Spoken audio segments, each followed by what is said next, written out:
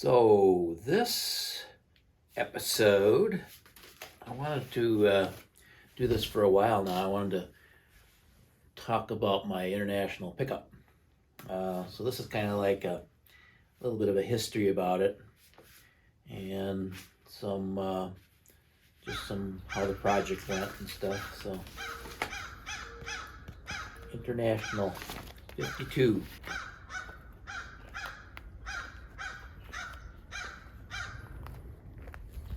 Eagle.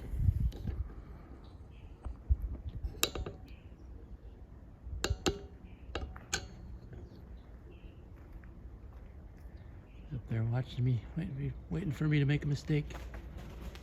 Oh, he dropped something. Dropped something on my topper. It's a North Dakota truck. It came to Minnesota in the mid-90s. I believe the guy who went to North Dakota to bring it back bought it maybe at an estate sale from a farm or something. I don't know if he bought it from the original family or not. Mid-90s, Minnesota. I don't know if he had plans just to resell it or do something with it, but it was posted not too long after, I believe, it showed up here in Minnesota. And it was posted, I think, in an auto trader. Mid-90s, that was the big thing, a paper auto trader. I have sheets from them, from some cars that I looked at way back then. So, auto trader. So my buddy Ron that I worked with, he was into farm trucks, and he saw it posted and decided he needed to go look at it, and he ended up buying it. So this was mid to late 90s. He brought it home.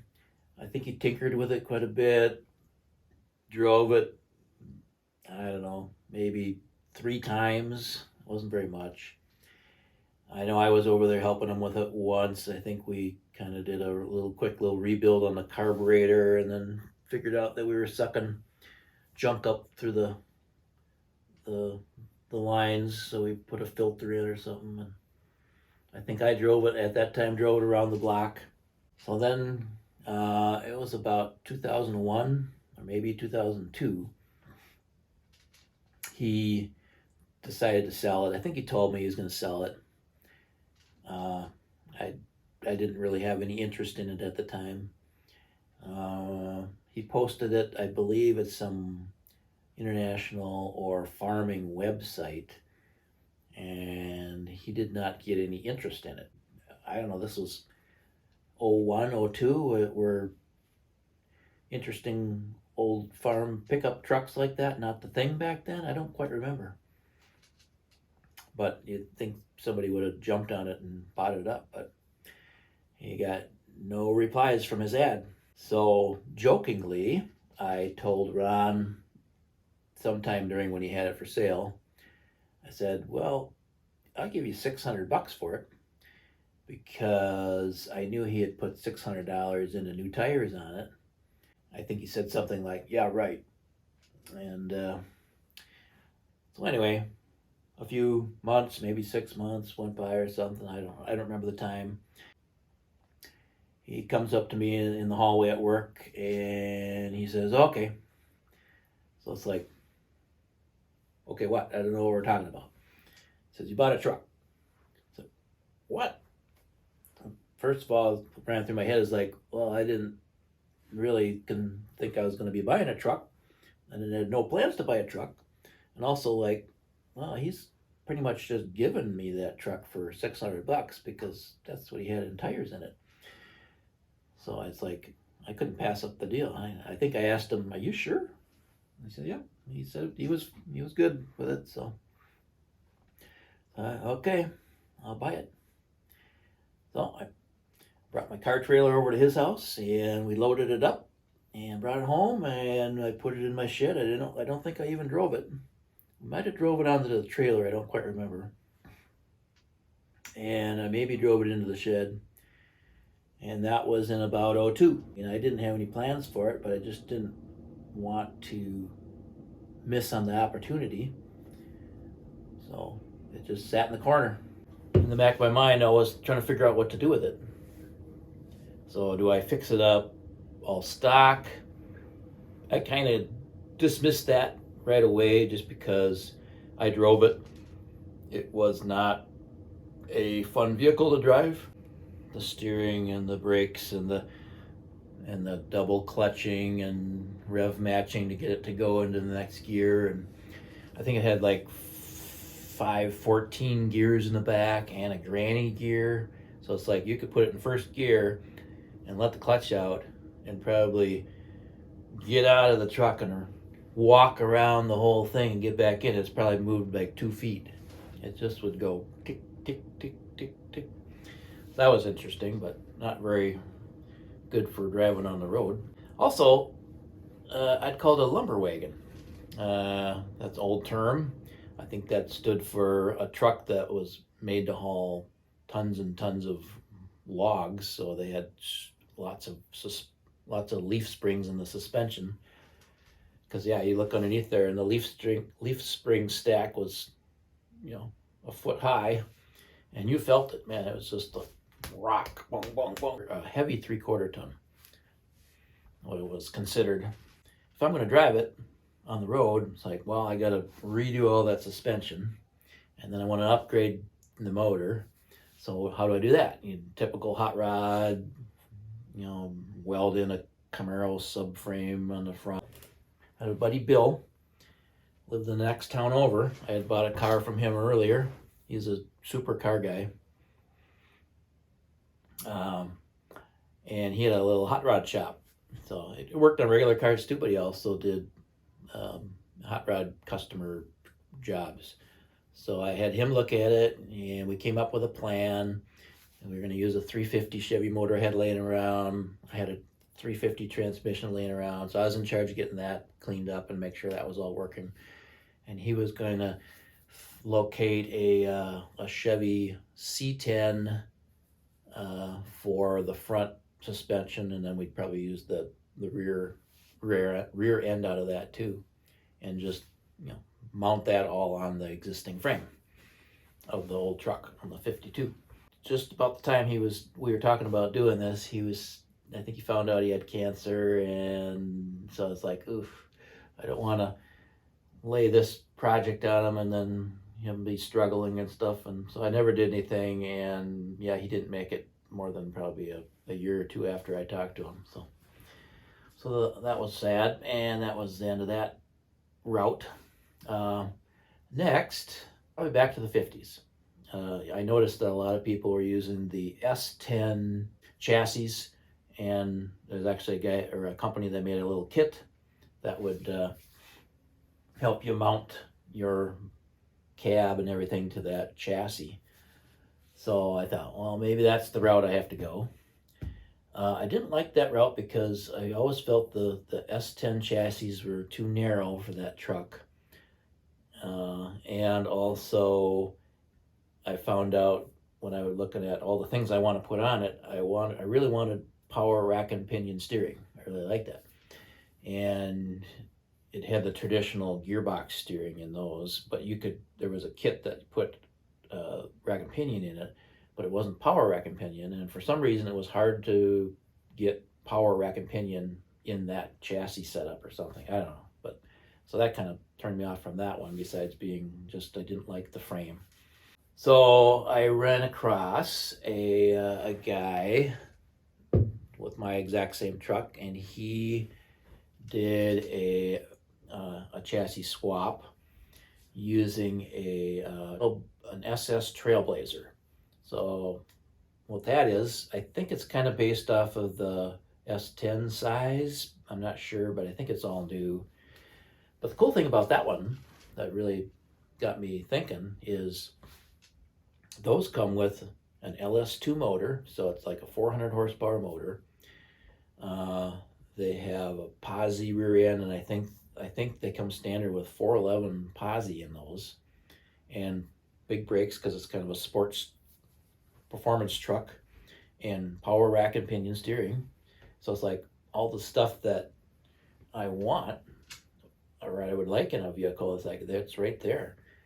So, but they're kind of sought after, and they didn't make that many of them, and so it's like, ooh, I looked like I was going to have to spend $12,000 to $15,000 just to get a truck to take all apart.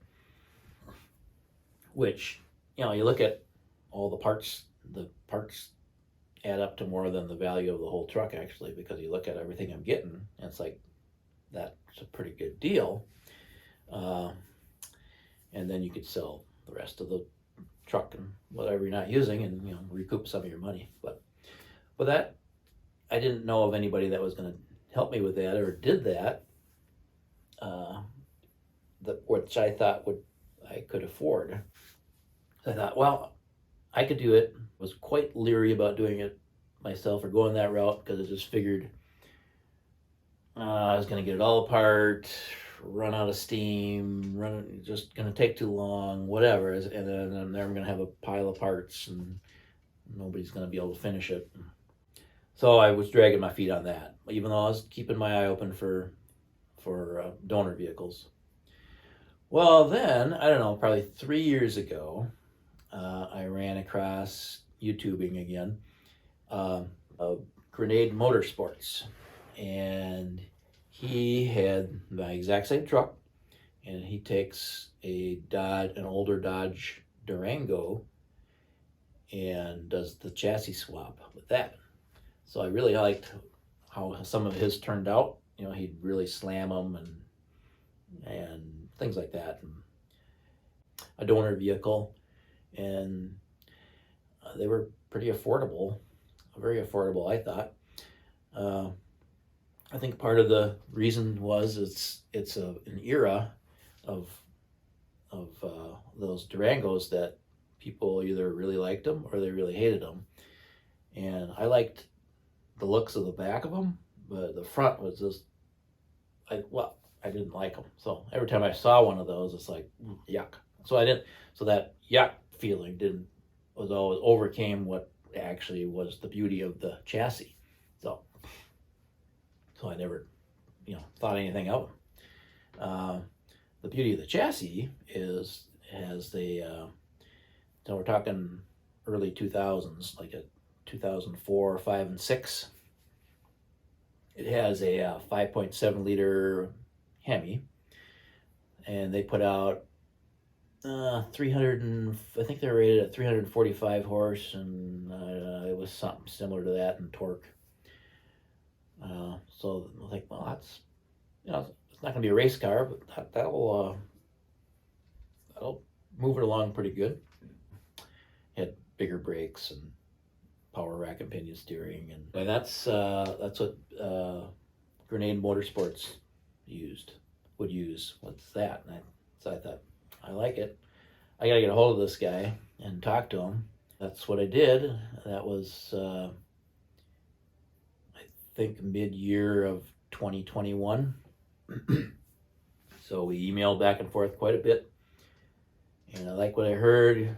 I think we got a little friendship going there, and then I said, okay, let's do it. And what do I need to do?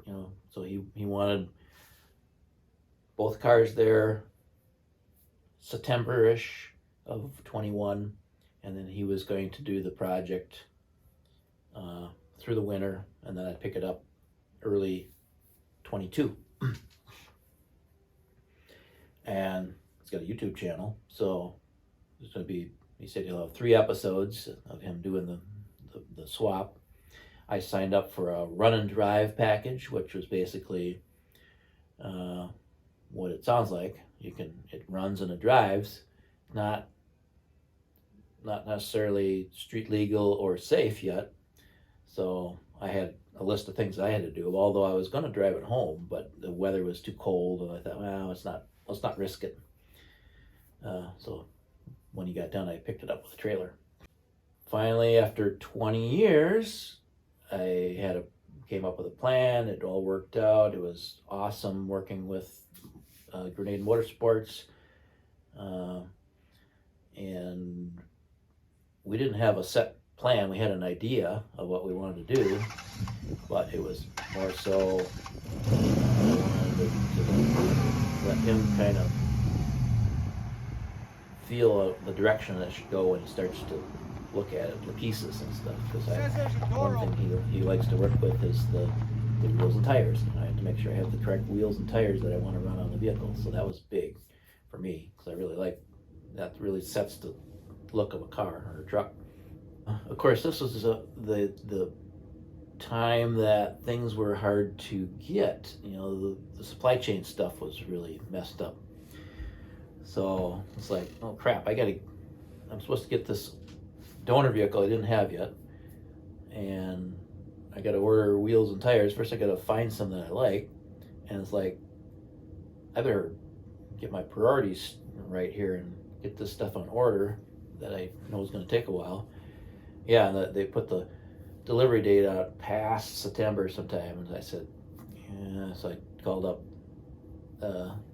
Grenade, said, okay, the dimensions are really close to the factory ones that are on there. The same tire size, the same rim size. You know, this offset was slightly different. So hopefully you could run with those as mock-up until the other ones come in. Because I had a deadline of when I wanted to get it there. So, and he's in Ohio. So that's like I forget how many miles, a 1,200 mile drive or something like that. The donor, my truck's really clean, and I didn't really know how good of a truck I had until I started talking to people, and people started to see it and hear what my plan was and stuff. And they'd say, wow, that is a nice truck. So I didn't really know how nice a truck it was until people started to see it. They just said, oh, this is a truck I picked up for $600 and I put it in the shed.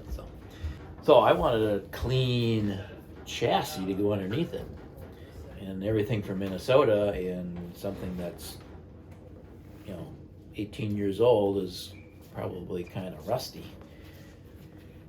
And then also the Durangos, probably 90% of them are all-wheel drive. And I was kind of making a hot rod, had a hot rod feel about it, and all-wheel drive just didn't fit into what I thought of as a hot rod. And this isn't a vehicle I'm going to be driving in the winter or snow or mud, so I don't need all-wheel drive it for anything. So it's just more weight and more mechanics, stuff to worry about. So I happened to be scrolling through Marketplace and ran across an 05, and from the pictures it looked like it didn't have the typical rust. Usually the rear wheel wells, they had a rust hole in them, or you could tell it was bubbling, and I didn't see that on that one. So I messaged them, and they said, yeah, it's came out of California.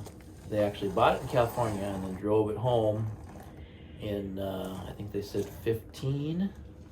And I don't think they drove it a lot in the winter. They had other vehicles. And then also, being that it came from California, guess what it had? Two-wheel drive, rear-wheel drive, two-wheel drive. So it's like, that's what I wanted. I wanted a clean chassis, I wanted rear-wheel drive. And I think the miles were right in where Grenade Motorsports says, yeah, shoot for something at this mileage, because then it's made it that far. It's probably not going to blow up. It's probably had the major things fixed along the way if there was any. So it fit right into that mileage range that he felt comfortable with, and it didn't matter to me. But although less miles seems better.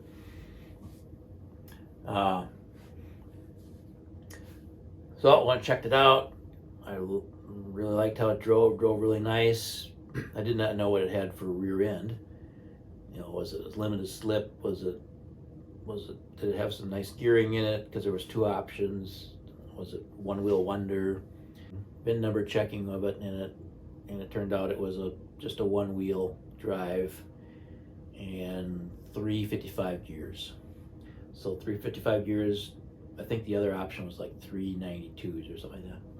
So 355 was fine. Good gear combo. But I wanted posi, so it's one of the things I had the local shop in town here do is install a Mopar posi carrier unit.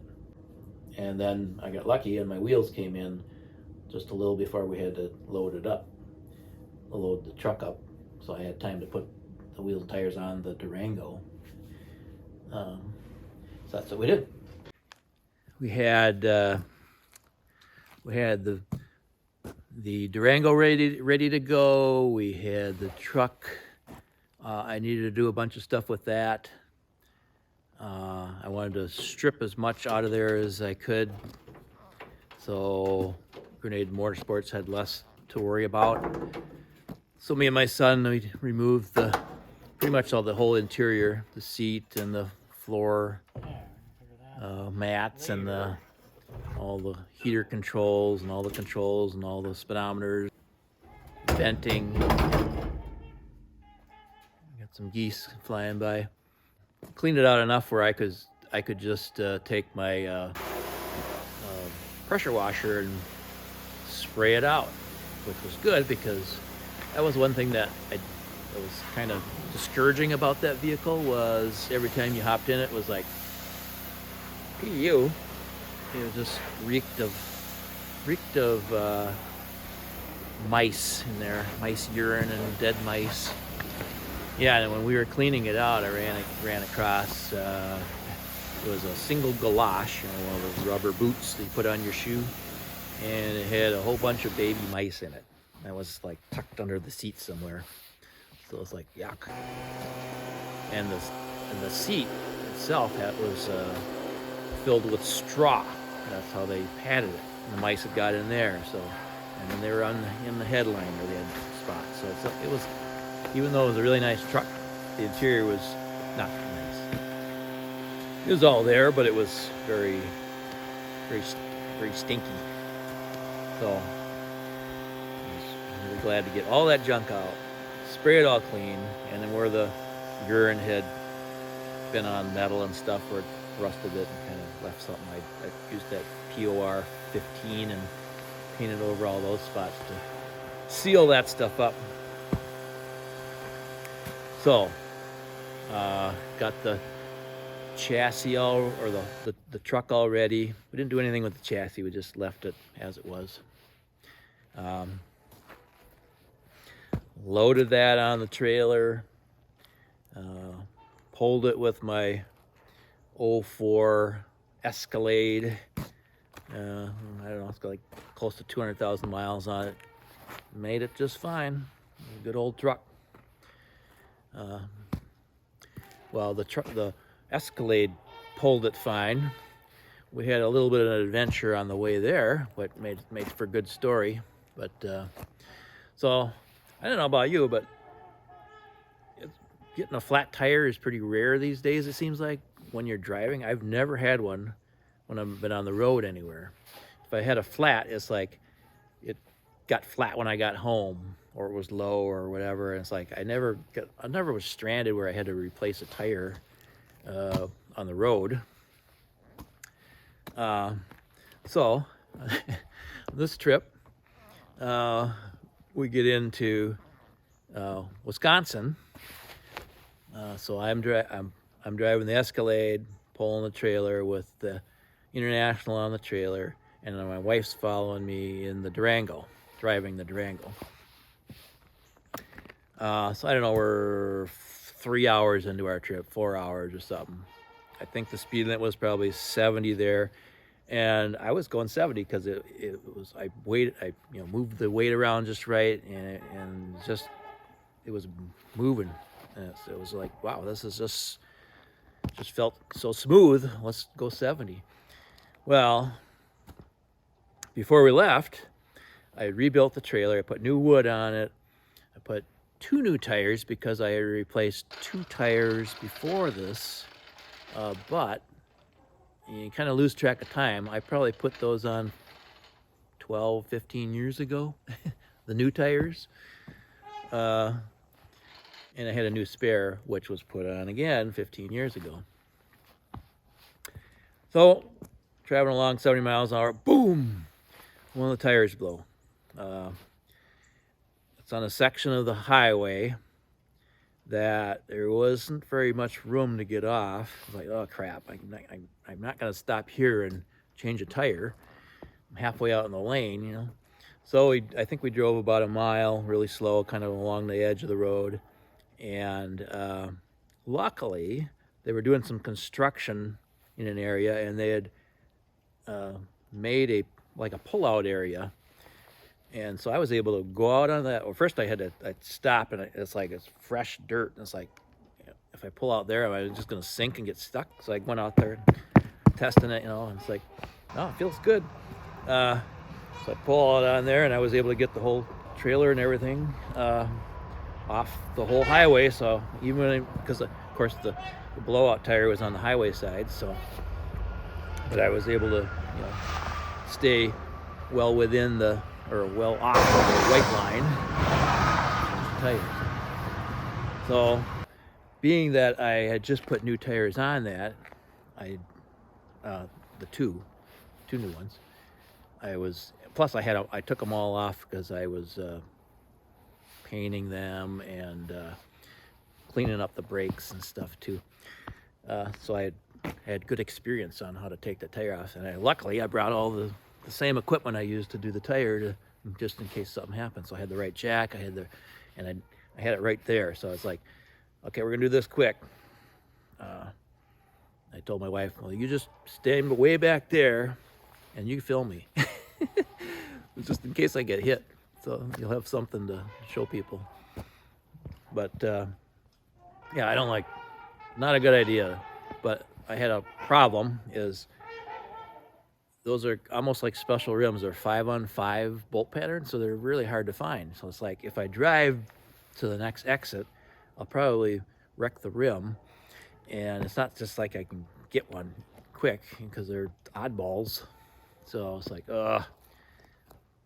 But luckily, we got to a spot I could change it. Got the new one on, threw everything in the back quick, away we go, boom. Then we're traveling. I don't know, we got through Wisconsin. It was just starting to get dark, and we were trying to get, I think, all the way to Ohio that day. But we were running a little late because after we blew that tire, I stopped at the closest Fleet Farm, I think it was, and they had one. So I got one new tire. So at least we were set with a spare and stuff. So what happened then, boom, a second one. Like I said, I've never had a one at all. And now I believe it was the oldest of them again. So it was on the highway side again. Well, now it's a 70 mile an hour section, but it's towards dusk.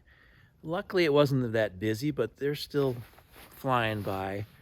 So I had my wife park way in the back, leave the lights on. I got my spotlight. I actually pointed it, you know, towards traffic, but bounced it off the wheel so I could see what I was doing. And once again, I just, quick as I could, up, spun it off, threw it on, boom, off.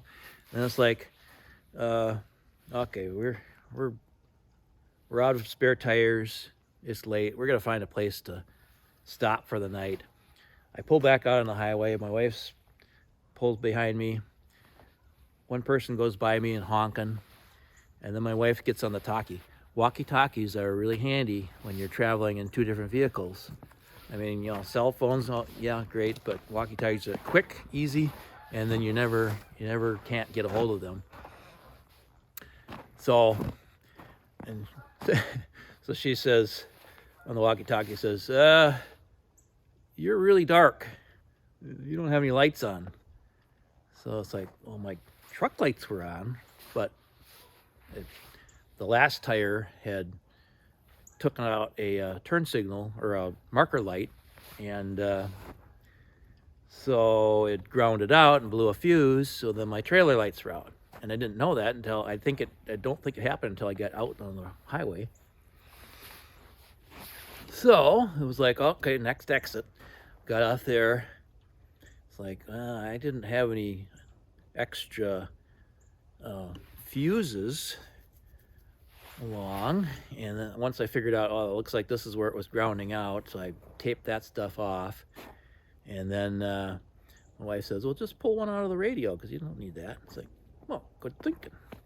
So I pulled that one out and put it in the one that was blown, and boom, we had lights again. It's like, oh man, let's get to the hotel. I'm tired of tired of fixing stuff. But I'm glad I'm not dead yet. So luckily it was like the next exit after that, right off and right into a motel. They had room. It's like, oh, perfect. Let's go here. So that's the adventure of that part of our trip. I got a little fresh air. That was good. My story was getting a little stuffy.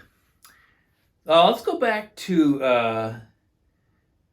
some of the history of the vehicle again. I found this underneath the seat. It was kind of cool. So it had a couple of names on there. But it had two different names, two different last names. We had a Nelson and we got a Larson. I don't know if Nelson was the owner or what it was. Here's actually the card I pulled out of there. I mean, it's kind of cool, kind of yucky. So I named my truck Gilbert. It's funny, I call her a her, but her name is Gilbert. So, and I call her Gilbert because I don't know. It's almost one of my favorite things on the truck is there is remember those plastic labeling guns that had a little wheel on them, and you dial it, click, click, click, and then you go clink, clink, click, click, click, clink, clink, and it would slowly spit out the tape. I don't know what those are called, but tape labelers. Anyway, somebody, I'm assuming it was one of the owners, his name was Jim Gilbertson, and he made one of those, and he stuck it right on the dash. What's cool about it is it's in a weird color that I've never really seen, like the tape color. And it reminds me of something that you might have seen in the 60s or 70s, that color. So, I don't know, but you know, those tapes last forever, so it doesn't mean that that's when he put it on there in that time, but I like to think that. I like to think, well, maybe in the 70s he put that on there. So anyway, I'm assuming Jim Gilbertson was one of the owners. So Gilbert, that's the name. I couldn't call it Jim, my truck Jim, because my brother-in-law's name is Jim, so that would just be funny. And Gilbertson's just too long, so I went with Gilbert. So what have I done to the truck? So like I mentioned it a while back, as was a run and drive package. I think the first thing I had to do was mount the seats.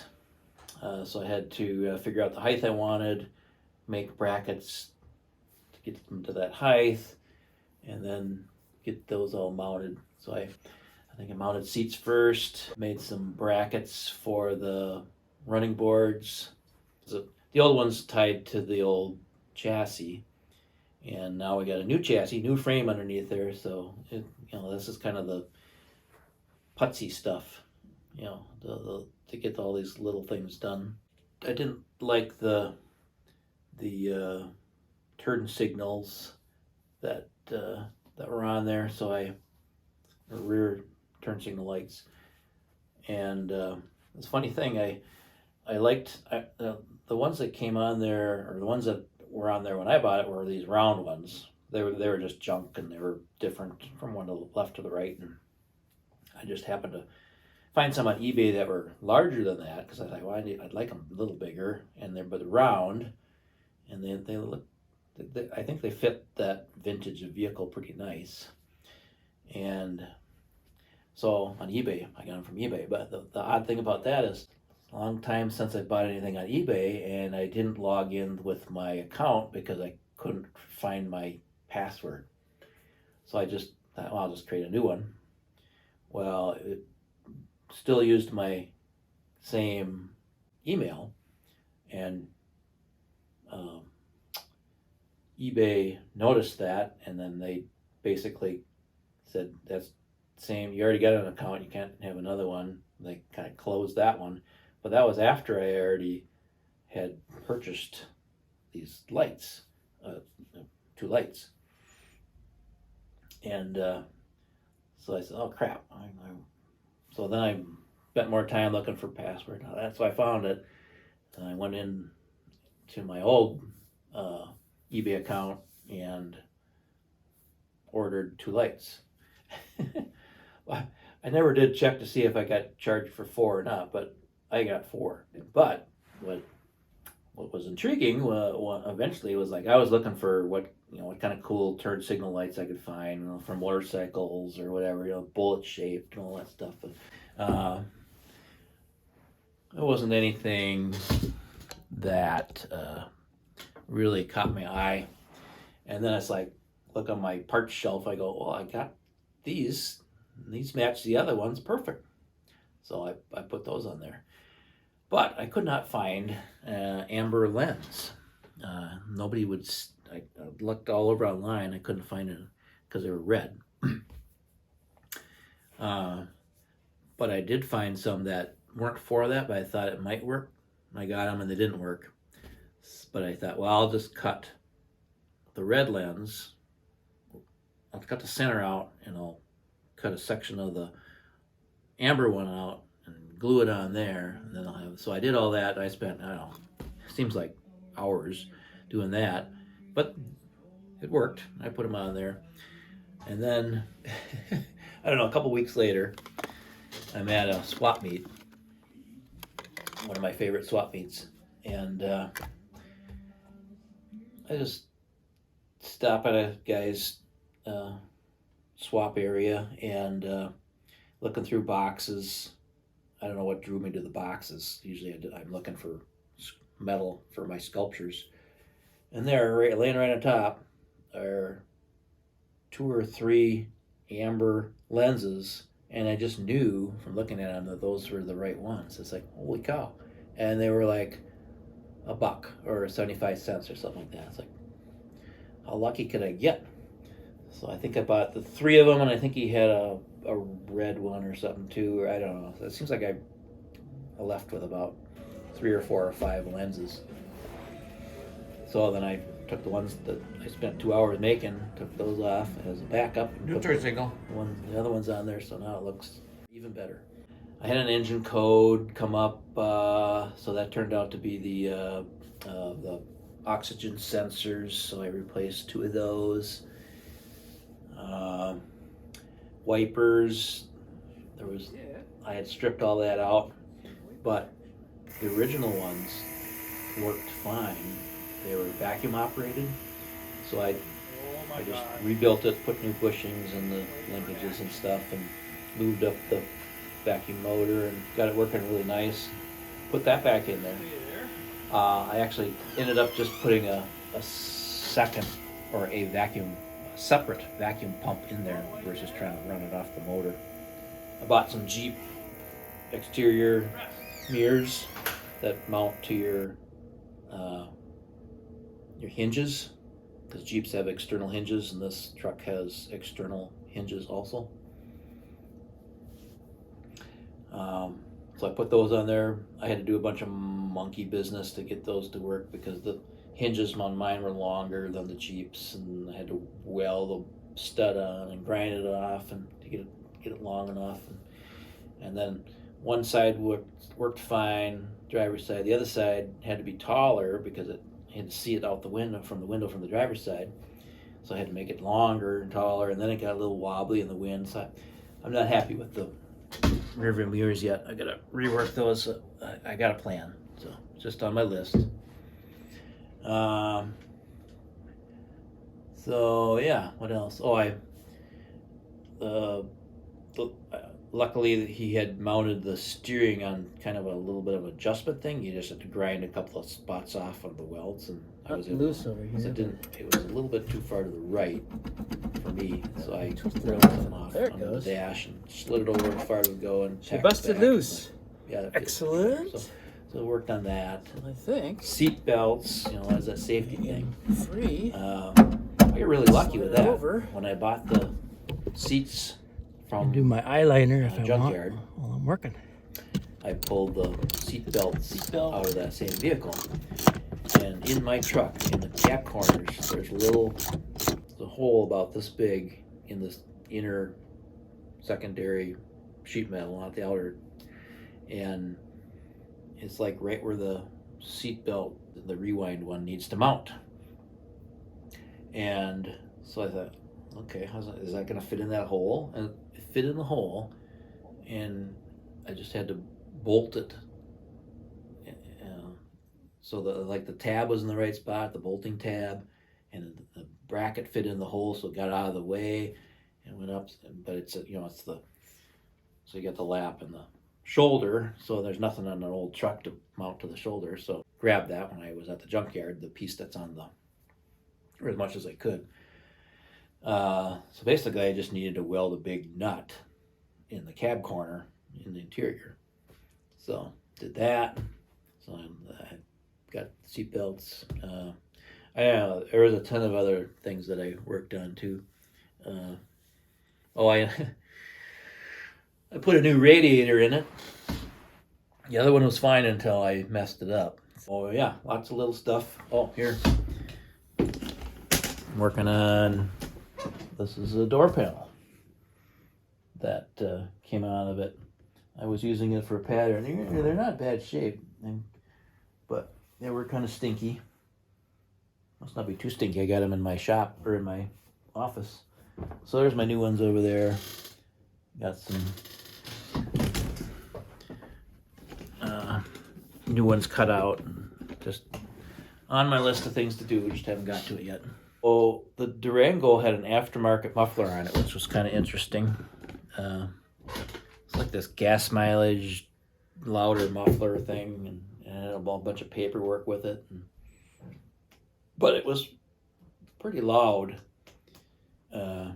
for a Durango. It wasn't too bad for the truck, although it was a little too loud for me if you're driving them very far. So I thought, well, I gotta put a new muffler on it. So looking underneath there, and I go, there's a whole bunch of room right after the rear end. It's about a simple. It was a nice muffler, but it wasn't anything fancy, and that toned it down pretty nice. I think it's about perfect now for my likings for noise. There's a lot of metal on metal, and so you got to get in there, and you can't just WD-40 spray it. You got to get in there with some real oil, like 30 weight. And so I did all that, and I think that's something you regularly have to do to keep all that functioning right, because my doors were getting kind of stiff and the buttons were stiff. And so once I went through all the mechanisms and the cranks and oiled everything up really good, it's like, wow, it feels pretty nice now. Really, it cranks nice, closes nice, the levers work good. But I could see, after a year or two, you had to probably go in there and spray oil on everything again.